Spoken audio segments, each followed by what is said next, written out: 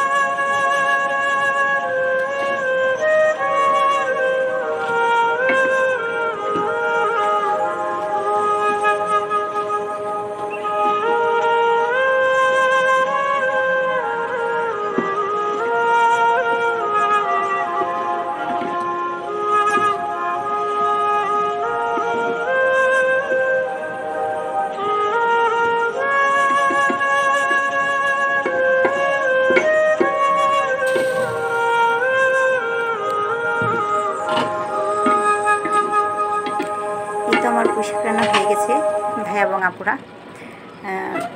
এখন আমি বেড়ে নেব শাকটা। সবাই ভালো থাকবেন, আমার জন্য দোয়া করবেন, আপনাদের জন্য দোয়া রইল।